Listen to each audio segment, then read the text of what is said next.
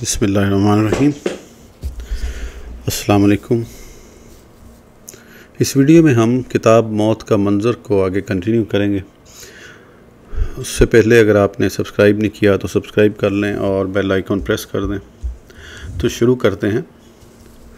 محبت کی 3 قسمیں ہیں: زبانی، جنانی یعنی دلی محبت، ایمانی و روحانی۔ ظالموں سے ہر طرح کی محبت کرنا منع ہے، کیونکہ صرف زبانی محبت کرنے سے منافقت حاصل ہوگی، جھوٹ، دھوکہ بازی حاصل ہوگی۔ نیز زبانی محبت سے حرام مال بٹورے گا۔ بظاہر یہ معمولی بات نظر آتی ہے، حقیقت میں کئی گناہوں پر مشتمل ہے۔ ایسا شخص اللہ تعالیٰ سے پہلے ہی دور ہوتا ہے، لیکن عام لوگوں کی نظر میں بھی فراڈی ہونے کی وجہ سے حقیر ہوتا ہے۔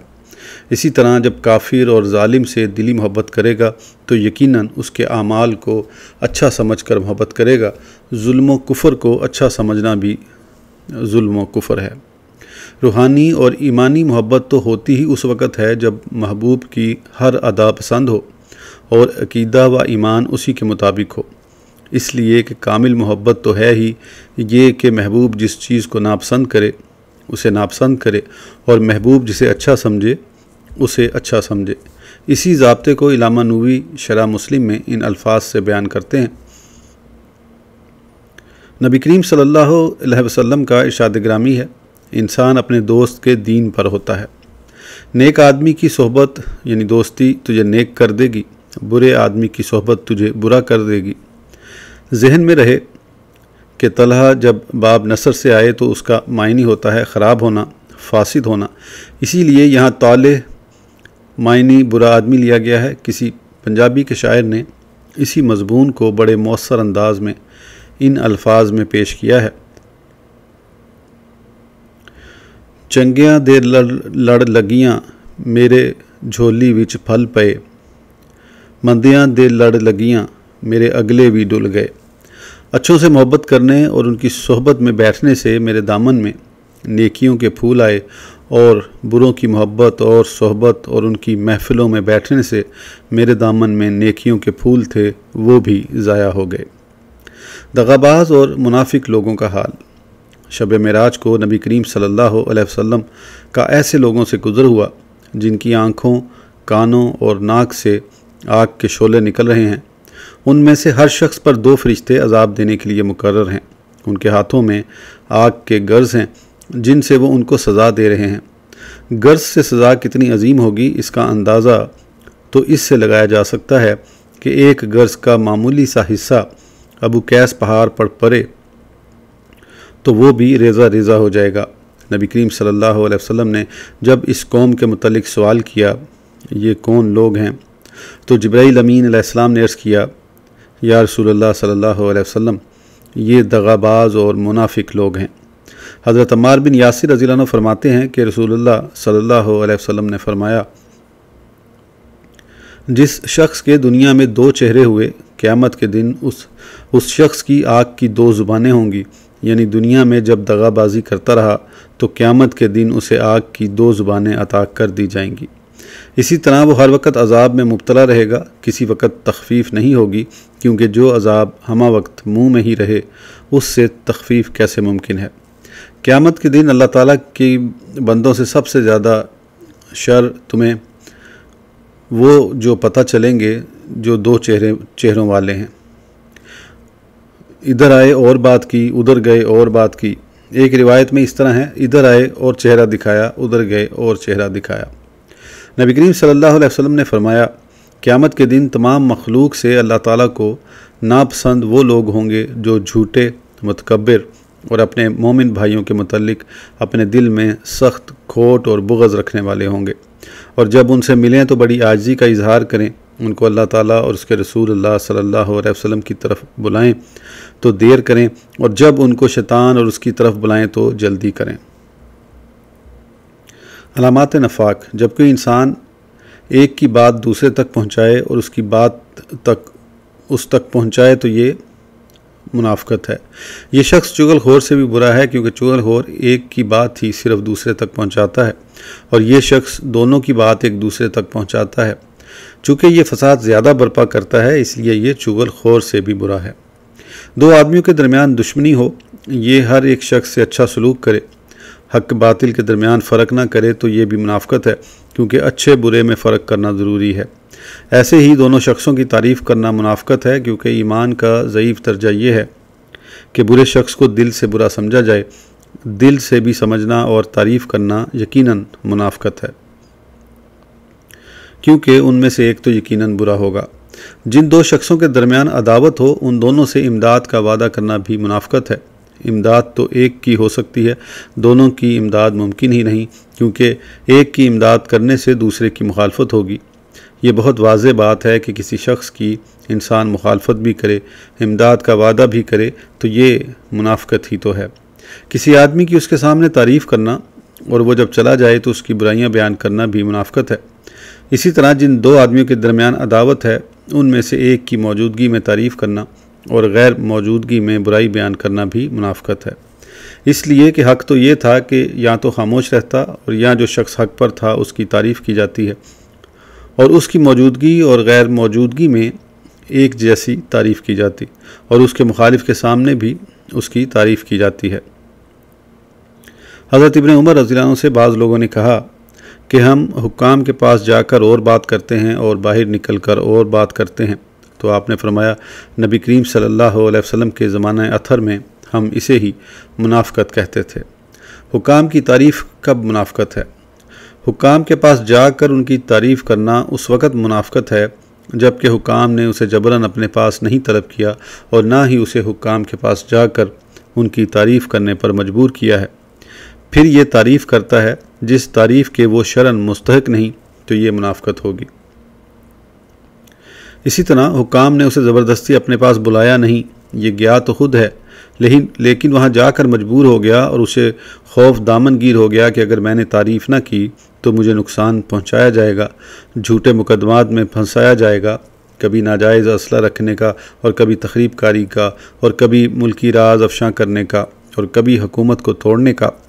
اتنا خوف ہونے کے باوجود بھی ناجائز ہے اور ناحق طور پر بدکار لٹیرے حکام کی تعریف کرنا ضروری نہیں تھا تو یہ نہ جاتا، تھوڑے مال پر قناعت کرتا، دنیاوی جاہ و جلال اور مال و دولت حاصل کرنے کے پیچھے نہ بھاگتا۔ جب یہ مال و دولت حاصل کرنے کی غرض سے اور دنیاوی جاہ و جلال حاصل کرنے کے لیے خود ہی چمچہ بن کر وہاں پہنچ گیا اور خود ہی ان کی تعریف شروع کر دی تو اس فعل سے یہ شخص منافق ہو گیا۔ یہی نبی کریم صلی اللہ علیہ وسلم کے اس ارشاد سے واضح ہے۔ مال و دولت کی محبت اور دنیاوی جاہ و جلال کی طلب دنیا میں ایسے منافقت پیدا کرتے ہیں جیسے پانی سبزیاں پیدا کرتا ہے۔ حکام کی تعریف کرنا کب منافقت نہیں؟ جب کسی شخص کو زبردستی حکام کے دربار میں طلب کیا گیا ہو اور تعریف کرنے پر مجبور کیا گیا ہو، اس سے خوف ہو کہ اگر تعریف نہ کی تو مجھے طرح طرح کے نقصانات کا سامنا کرنا پڑے گا۔ ایسی جبری ابتلا میں اگر اس نے تعریف کی تو اسے معذور سمجھا جائے گا، یہ منافقت نہیں ہوگی کیونکہ اپنے آپ کو شر سے بچانا جائز ہے۔ شریر انسان کے سامنے نرم گوئی اور تبسم جائز ہے۔ حضرت عائشہ صدیقہ رضی اللہ عنہ فرماتی ہیں کہ ایک شخص نے نبی کریم صلی اللہ علیہ وسلم کی خدمت میں حاضر ہونے کی اجازت طلب کی۔ آپ صلی اللہ علیہ وسلم نے فرمایا اسے آنے کی اجازت دے دو، اپنے قبیلے کا بہت برا انسان ہے۔ پھر وہ شخص جب آپ کے سامنے حاضر ہوا آپ نے اس سے نرم گفتگو فرمائی۔ پھر جب وہ واپس چلا گیا تو حضرت عائشہ صدیقہ رضی اللہ عنہ نے عرض کیا یا رسول اللہ صلی اللہ علیہ وسلم، پہلے تو آپ نے اس شخص کے متعلق کچھ فرمایا تھا جو فرمانا تھا، یعنی آپ نے فرمایا تھا کہ وہ قبیلے کا بہت برا شخص ہے۔ پھر آپ نے اس سے اچھے طریقے سے نرم گفتگو فرمائی۔ آپ نے فرمایا اے عائشہ، یہ شخص لوگوں میں سے شریر انسان ہے، اس کے شر سے بچنے کے لیے اس سے نرم گفتگو کی جاتی ہے۔ حدیث پاک سے حاصل ہونے والے فوائد: جس شخص کا شر لوگوں پر واضح ہو یا اس کے شر سے لوگوں کو مطلع کر کے بچانا مقصود ہو تو اس کی غیر موجودگی میں بھی بیان کیا جا سکتا ہے کہ وہ بہت شریر اور برا انسان ہے، جیسے نبی کریم صلی اللہ علیہ وسلم نے اس کے شر سے محفوظ رہنے کے متعلق بیان فرمایا۔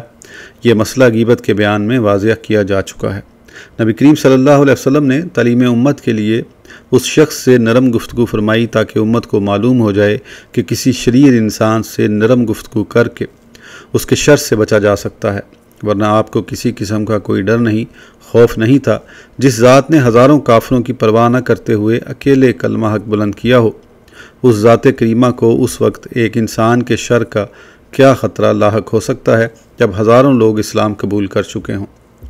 کسی شریر سے بچنے کے لیے صرف اس کی طرف متوجہ ہونا، نرم گفتگو کرنا، بات کرتے ہوئے اس کے سامنے تبسم کرنا جائز ہے، یعنی اس سے ہنسمکھ چہرے سے گفتگو کرنا، بات کرتے ہوئے تیوری نہ چڑھانا، تنگ نظر نہ ہونا، فقط اسی حد تک اکتفا کرے، اس کی مدح کرنا، اس کے برے اعمال کو اچھا کہنا، اس کے کسی فعل کو حرام کہہ کر برداشت کرنے کی بے مقصد منطق بیان کر کے لوگوں کی نظر میں اپنے آپ کو احمق، الو، گدھا بنانا ہر طرح ناجائز ہے، بلکہ یہ انداز فکر واضح طور پر جھوٹ ہے۔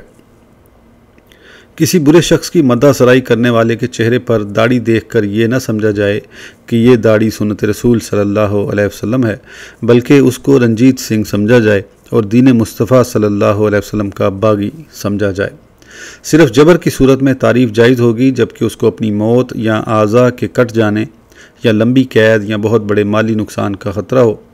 کتے کی طرح ہڈی کے پیچھے بھاگنے والے کا برے کی طرح تعریف کرنا ناجائز ہے۔ زانی مرد اور عورتوں کا حال۔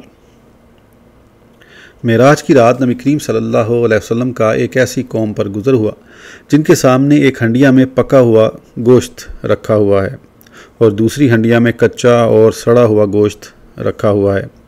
وہ اس جلے سڑے اور کچے کو کھا رہے ہیں اور پکا ہوا گوشت نہیں کھاتے۔ آپ صلی اللہ علیہ وسلم نے پوچھا، یہ کون لوگ ہیں؟ جبریل امین علیہ السلام نے کہا، یا رسول اللہ صلی اللہ علیہ وسلم، یہ وہ لوگ ہیں جو اپنی پاکیزہ و حلال بیویوں کو چھوڑ کر دوسری حرام عورتوں سے راتیں گزارتے تھے اور برائی کے مرتکب ہوتے تھے۔ اس طرح یہ عورتیں وہ ہیں جو اپنے خامدوں کو چھوڑ کر دوسرے مردوں سے رنگ رلیاں مناتی تھیں اور بدکاری کی مرتکب ہوتی تھیں۔ ان مردوں اور عورتوں کے متعلق ہی اللہ تعالیٰ نے اسی طرح ارشاد فرمایا ہے، وَلَا تَقْرَبُوا الزِّنَا إِنَّهُ كَانَ فَاحِشَةً وَسَاءَ سَبِيلًا، اور تم لوگ زنا کے قریب نہ جاؤ کیونکہ یہ بہت بے حیائی کا کام ہے اور برا راستہ ہے۔ زنا سے واقع ہونے والے فسادات۔ جس عورت کے خامد کو بھی معلوم ہو کہ اس کی عورت زانیہ ہے، جب اس زانیہ کے ہاں بچہ پیدا ہوا تو انسان کو یقین نہیں آئے گا کہ یہ بچہ میرا ہے یا کسی اور کا۔ اس طرح وہ بچے کی تربیت درست طور پر نہیں کرے گا اور اس کی ذمہ داریوں کو قبول نہیں کرے گا۔ ایسا کرنے سے اولاد ضائع ہوگی، نسل کے منقطع ہونے کا سبب بنے گا اور نظام کائنات برباد ہو کر رہ جائے گا۔ اسی طرح خامد کو تو شرعی حیثیت سے عورت کے حلت یعنی حلال ہونا حاصل ہے اور دوسرے کسی کو یہ حیثیت حاصل نہیں۔ یہی وجہ ہے کہ اس عورت کے لیے شرعاً خامد ہی سب سے بہتر ہے، دوسرا کوئی اس کے برابر نہیں ہو سکتا۔ لیکن پھر بھی اگر عورت نے کسی اور کی طرف توجہ کی، فتنہ و فساد کا دروازہ کھل جائے گا جس سے کسی نہ کسی شخص کا قتل واقع ہو جائے گا۔ کتنی مرتبہ ہی ہم نے سنا ہے کہ فلاں شخص قتل ہو گیا، اس کے اسباب معلوم کرنے پر پتہ چلا کہ ایک عورت کے زنا کا یہ سارا کارنامہ ہے۔ جب عورت زنا کے ارتکاب کی عادت ڈال لیتی ہے اور یہ برا کام اس کا تختہ مشق بن جاتا ہے تو ایسی عورت سے درست طبیعت اور سیدھی راہ پر چلنے والا، دل رکھنے والا انسان نفرت کرتا ہے، اسے گندی اور ناپاک عورت سمجھتا ہے۔ ایسی حالت میں عورت اور اس کے خامند میں الفت و محبت حاصل نہیں ہو سکتی اور نہ ہی سکون حاصل ہوتا ہے، اور نہ ازدواجی عورت اور اس کے خامند کے درمیان رشتہ اور تعلق ازدواجی کی تکمیل ہو سکتی ہے۔ جب زنا کا دروازہ کھل جائے، زنا عام ہو جائے، تو ہر انسان کو عورت کے پاس آنا جانا حاصل ہو جائے گا۔ جس وقت وہ جس عورت کے پاس جانا چاہے اسے کوئی رکاوٹ نہ ہو تو اس طرح انسانوں اور دوسرے جانوروں میں کوئی فرق نہ رہے گا۔ حیوانوں کا بھی جب یہی کام ہے اور انسانوں کا بھی اگر یہی کام ہو گیا تو انسان کا تمام مخلوق سے افضل ہونا کیسے ثابت ہوگا؟ شادی کر کے کسی عورت کو اپنی زوجہ بنانے میں صرف شہوت کو پورا کرنا مقصود نہیں، بلکہ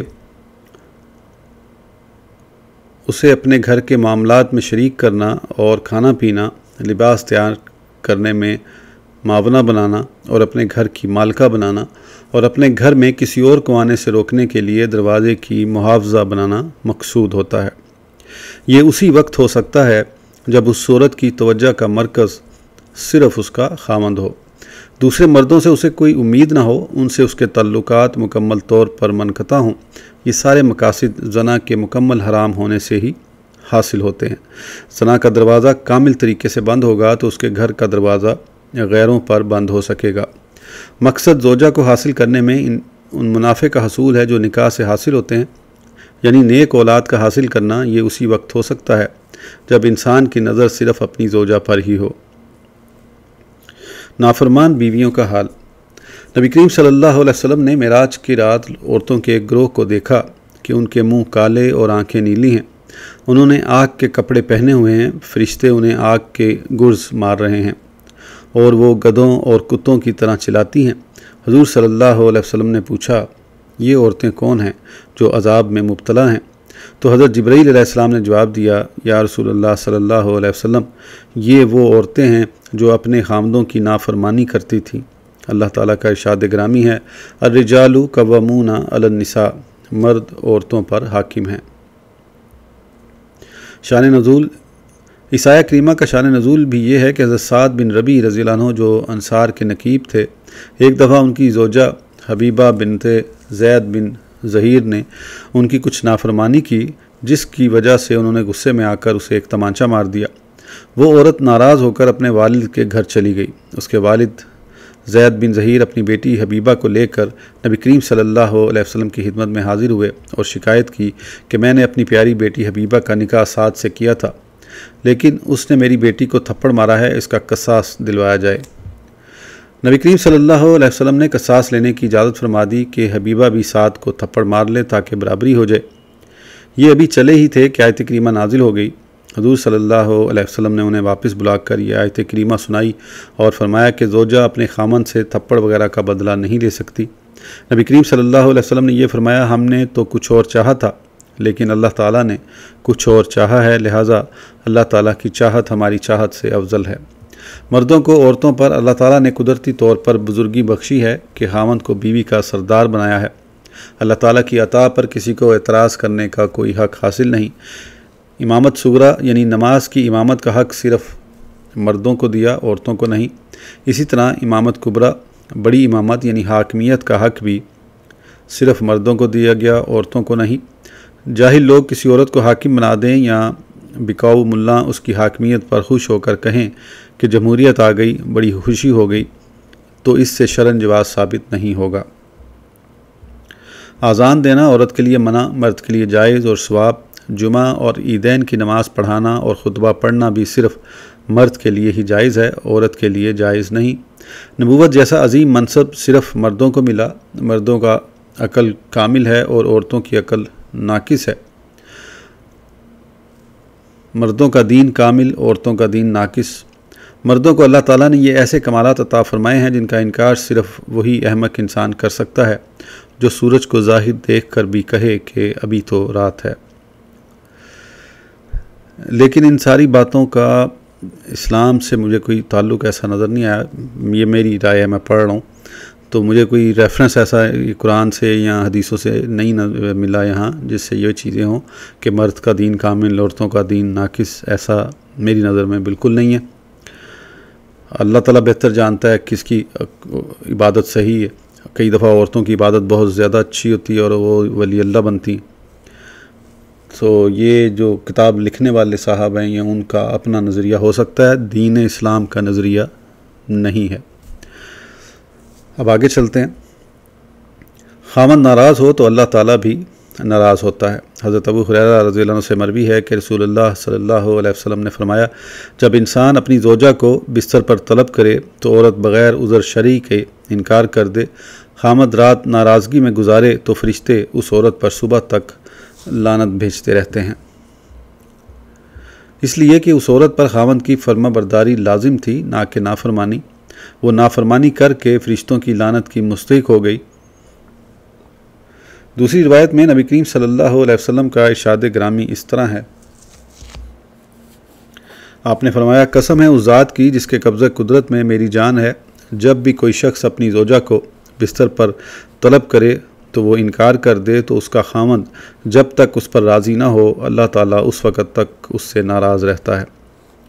خیال رہے حدیث شریف میں لفظ استعمال ہوئے ہیں اللہ ذی فی السما، جس کا معنی ہے وہ ذات جو آسمانوں میں ہے، یعنی آسمانوں والا اس پر ناراض ہوتا ہے۔ اس کا کیا مطلب ہے؟ جبکہ اللہ تعالیٰ مکان سے پاک ہے، وہ آسمانوں میں تو نہیں رہتا۔ اس کا مطلب ہے کہ اللہ تعالیٰ کا امر، حکم، ملک، بادشاہی آسمانوں میں بھی اسی طرح ہے۔